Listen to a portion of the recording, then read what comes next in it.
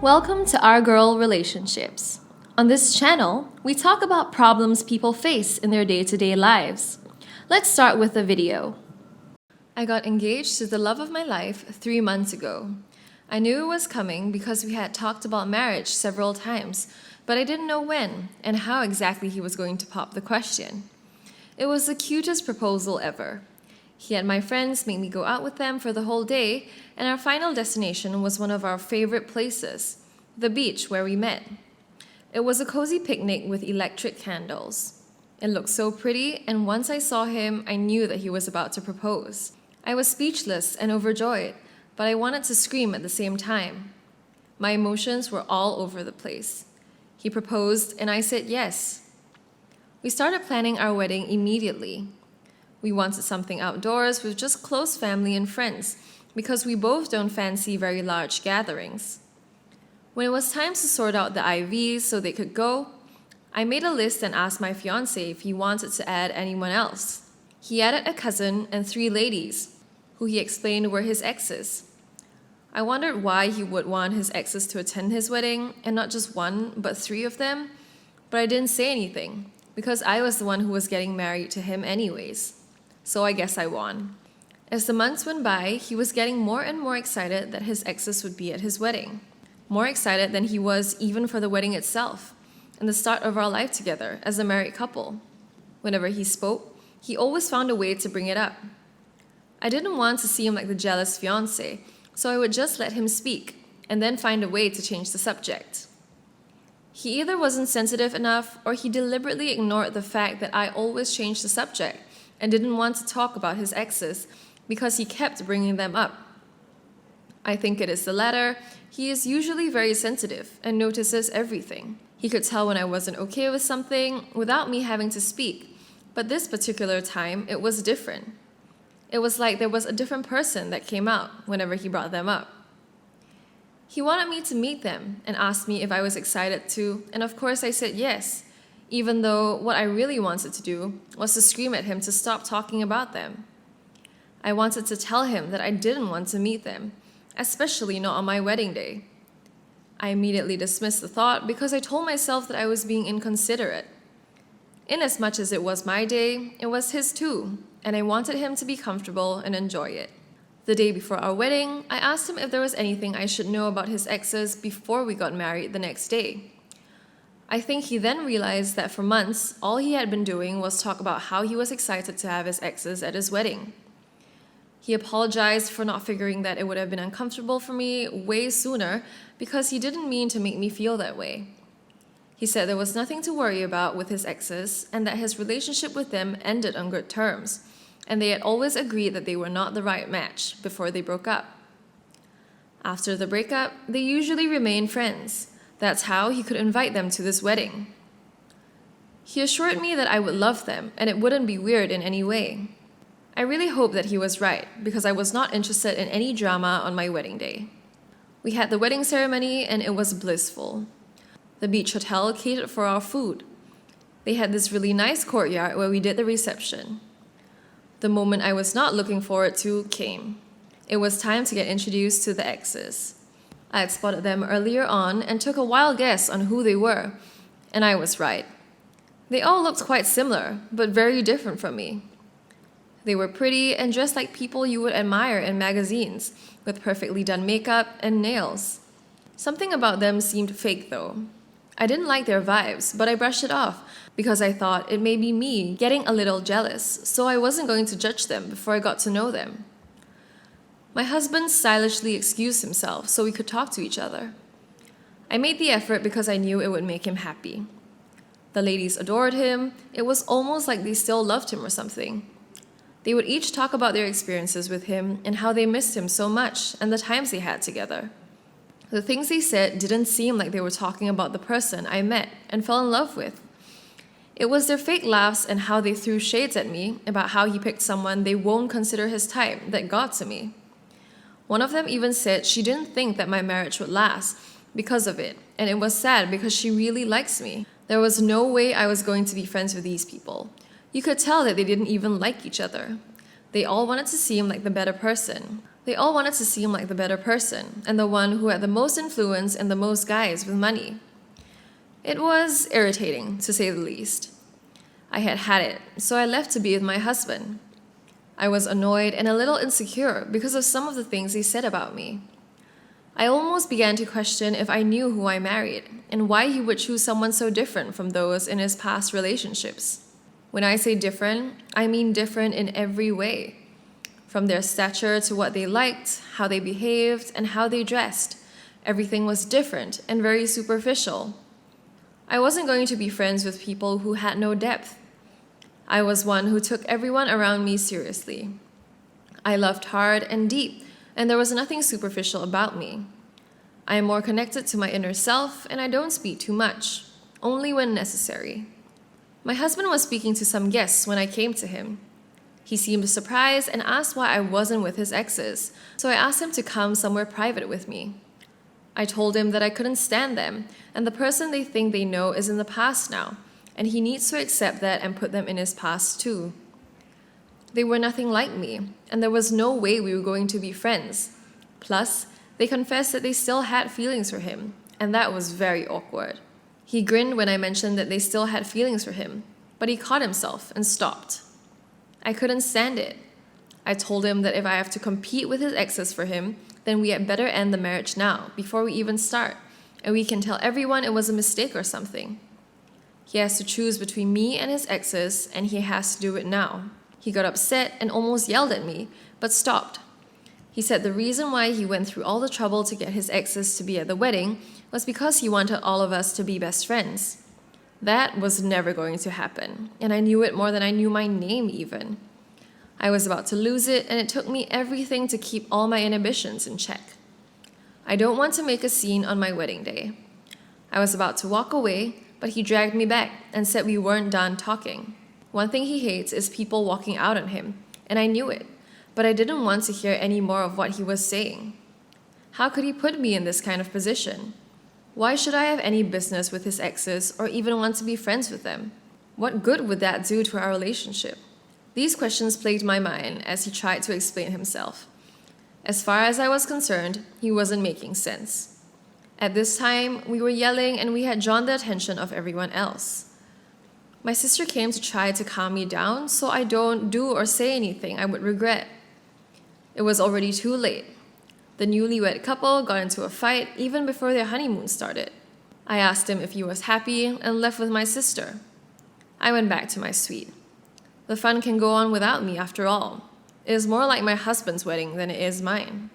I was so glad that our honeymoon was 2 days after the wedding because I didn't want to go anywhere without talking and reconciling with my husband. What made me sad was the length he was willing to go for his exes. Why does he even care about them in the first place? I'm beginning to think that there is something he isn't telling me. Does he still have feelings for them, so he is acting up? Or did it have to do with something about his ego, so they know that he is now taken? I feel very conflicted. I hate it when we fight because we are always this happy couple. Things became different since his exes came into the picture. What have I gotten myself into? Did I make a mistake by marrying him? He didn't show any signs of infidelity before, and I don't know if that's the case we are facing here or something else. I'm choosing to believe that this is our first hurdle as a couple, and we would overcome it together and get stronger. He came to me after a few hours to apologize. He realized how ridiculous he had been acting. He said that his brother and my sister put him right and make him think of how he would feel if I brought all my exes to my wedding and wanted them to become best friends with him.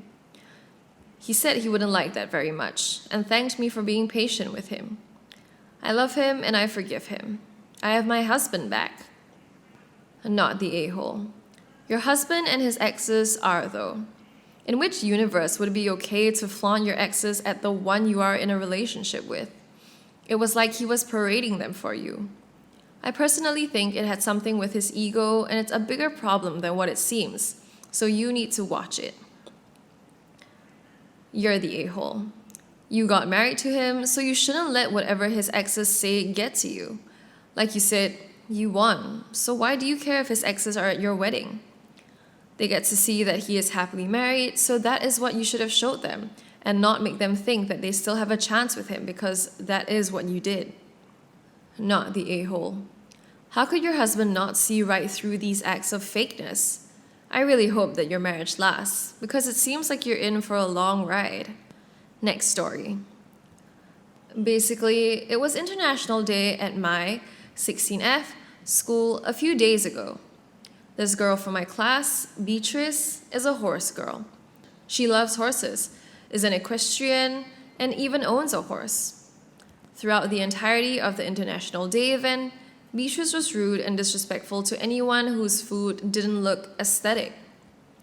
She went to the Turkish table. I was in charge of it, and shot a disgusted look at the menemen, which is basically scrambled eggs but better.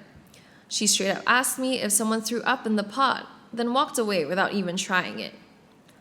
After that, Beatrice headed to the Vietnamese table and insulted the smelly food and was just plain rude and disrespectful again.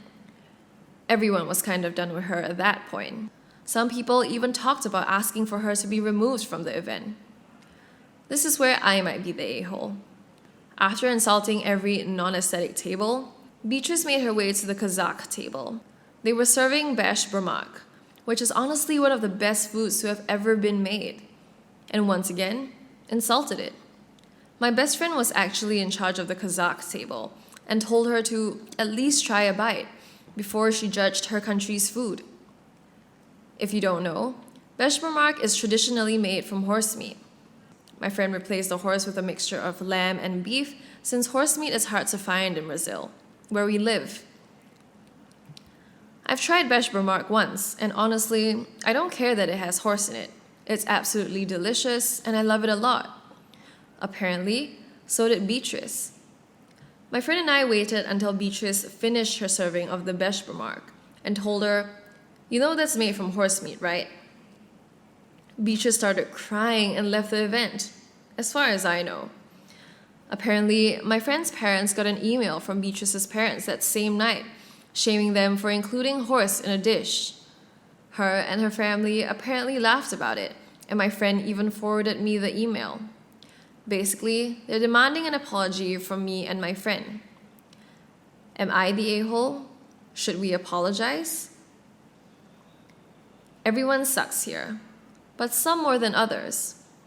I grew up with horses and avoided the stables explicitly because of girls like her. Nose up in the air, floating on a fart bubble, and frankly quite bigoted.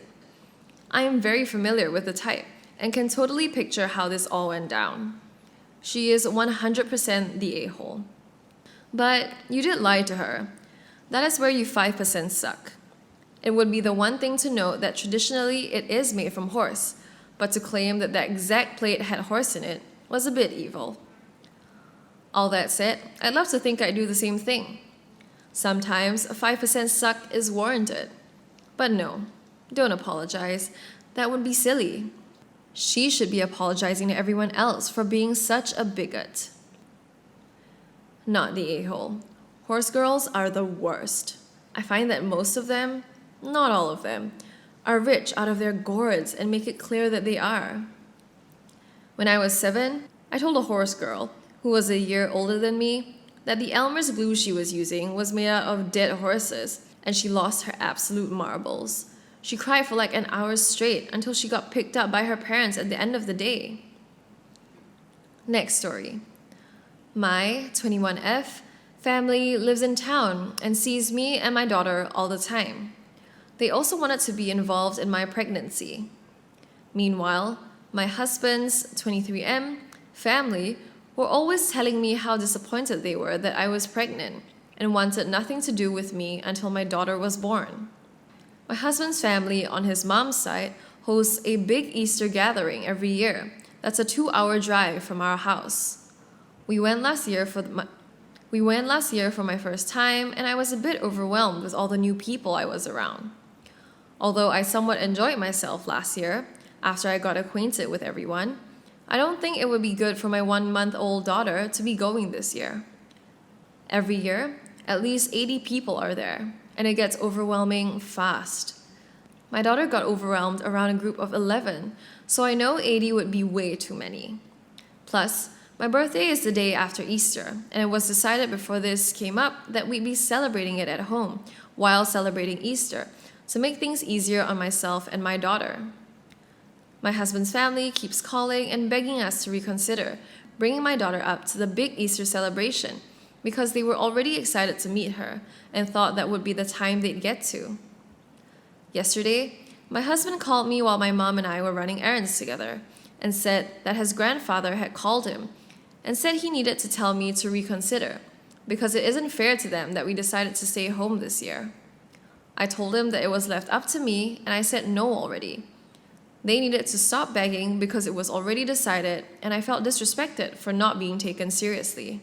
My husband said that they were excited to meet her, and it would be a letdown if we didn't go, and that's why they keep calling. I told him it would only be a letdown if they were expecting us without asking first, and that he can tell them I said no already. And if they keep begging, my daughter and I would not be in attendance ever. He said that wasn't fair to them, to keep my daughter away when my family gets to see her all the time. I told him the difference between my family and his is that my family lives in town and wanted something to do with me while I was pregnant. His family only wanted something to do with me after my pregnancy, and that wasn't fair to me. I told him to tell his family to kindly screw off and to stop calling and begging. Now, his family is calling me an a-hole for only letting my daughter around my family and being a letdown on a once-a-year event. Am I the a-hole for saying no to his family's event? Yes, he is her parent too, but the decision was left up to me by my husband when it was brought up the first time. I have taken her to see his parents who do live in town and did tell my husband to RSVP for all of us next year, but they keep begging for this year. I've also extended the offer of hosting them a few at a time, but they have refused to make the trip down to see her in her home. No, she does not have her shots yet. She gets them April 22nd. Not the a-hole.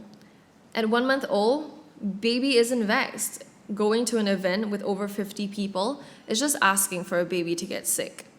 And it sounds like they would expect to pass baby around. A 2-hour drive is going to take 3 hours if she's anything like my grandkids. We live 90 minutes from grands 4 and 5. When number 5 was born, she required nearly hourly nursing, snacks. So a 90-minute drive meant 1 to 2 stops, 10 to 15 minutes each for feeding unless they wanted to listen to her screaming and crying for an hour. At a month old, newbies want 2 things, nursing and formula, and the scent and or arms of familiar people, like mom and dad. Anyone who doesn't meet those criteria may be rejected. Is it better to wait for a meeting or to have a screaming, unhappy tiny person? I'll always choose the first option.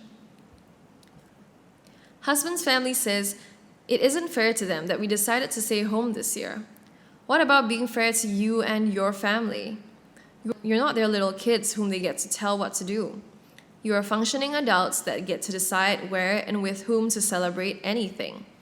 And 1 month is quite young to be dragging around to visit everyone else's germs. Your husband needs to grow a spine and stand up to his family and support you. He is too into pleasing them. Cut the cord, buddy. Not the a-hole.